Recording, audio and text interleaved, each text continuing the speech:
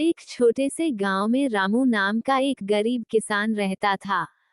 गांव के किनारे उसका छोटा सा कच्चा घर था, जिसके चारों तरफ खेत तो थे, पर उन खेतों में हरियाली कम और संघर्ष ज्यादा था। बरसों से मेहनत करने के बावजूद उसकी जिंदगी गरीबी की जंजीरों में जकड़ी हुई थी।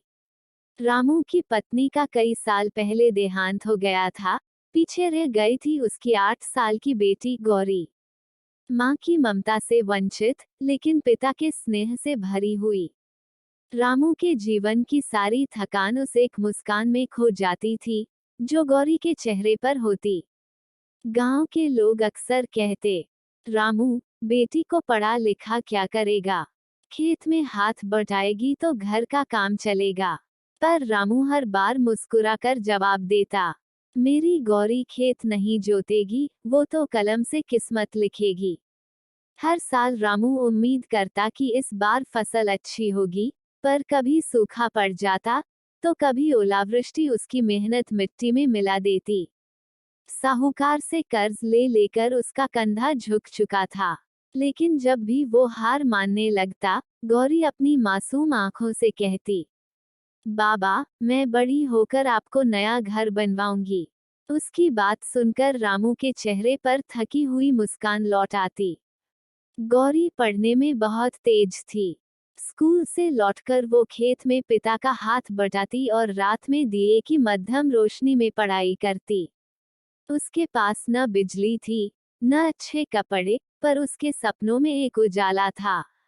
एक साल ऐसा आया जब गांव में भयंकर सूखा पड़ा। कुएं सूख गए, फसलें जल गईं। रामू के पास खाने तक के पैसे नहीं बचे।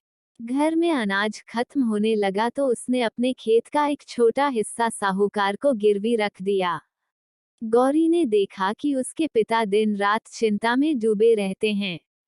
वो भी अपने हिस्से की रोटी आधी छोड़ देती, ताकि पिता को ज्यादा मिले। लेकिन रामू यह देखकर और टूट जाता।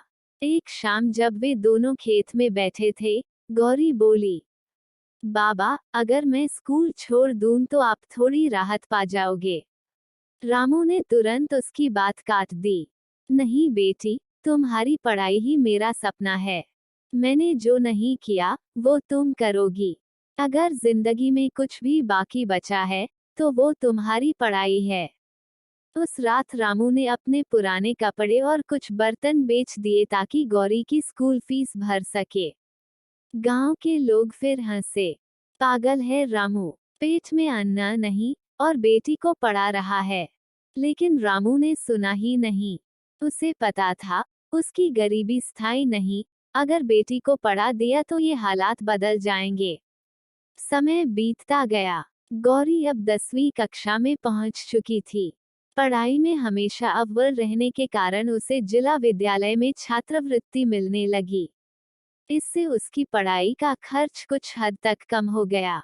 एक दिन स्कूल में विज्ञान प्रदर्शनी का आयोजन हुआ। गौरी ने गांव के किसानों के लिए कम पानी में खेती करने की तकनीक पर एक छोटा सा प्रोजेक्ट बनाया। जब उसने बताया कि कैसे सस्ती विधि से सिंचाई की जा सकती है, तो सब दंग रह गए।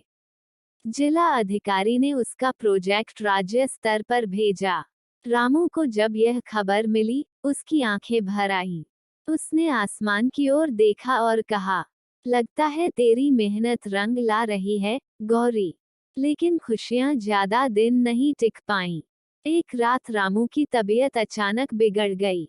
गांव में डॉक्टर नहीं था, इसलिए गौरी ने खुद साइकिल पर उन्हें 10 किलोमीटर दूर अस्पताल पहुंचाया। डॉक्टर ने बताया कि उन्हें तेज बुखार और कमजोरी है, कुछ दिनों आराम की जरूरत है। घर लौटकर गौरी ने ठान लिया कि अब वह और मेहनत करेगी। दिन में स्कूल, शाम को खेत और रात में पढ़ाई, यही उसकी दिनचर्या बन गई।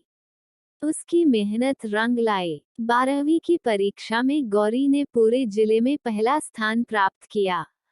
अखबारों में उसकी तस्वीर छप गई, किसान की बेटी ने किया कमाल। अब गौरी को शहर के एक अच्छे कॉलेज में पढ़ने का मौका मिला।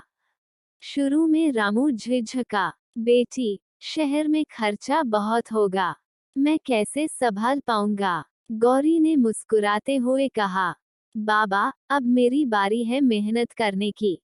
आपने जो बीज बोया है, अब मैं उसे फल दूंगी। उसने गांव में ट्यूशन पढ़ाना शुरू किया, कुछ पैसे जमा किए और बाकी छात्रवृत्ति से पूरा किया। शहर में जाकर उसने कृषि विज्ञान की पढ़ाई की। हर छुट्टी में वह गांव लौटकर किसानों को नए खेती के तरीके सिखाने लगी। कुछ सालों बाद गौरी ने हरित क्रांति महिला समिति नामक एक संस्था बनाई, जो गांव-गांव जाकर किसानों को सस्ती तकनीकों और आधुनिक खेती के उपाय सिखाती थी। उसने अपने गांव में पानी बचाने की योजना शुरू की, जिससे अब कोई खेत सूखा नहीं रहता था। गांव के वही लोग, जो कभी रामू का मजाक उड़ाते थे, अब गर्व से कहते, देखो, रामू की बेटी ने तो पूरे इलाके का नाम रोशन कर दिया।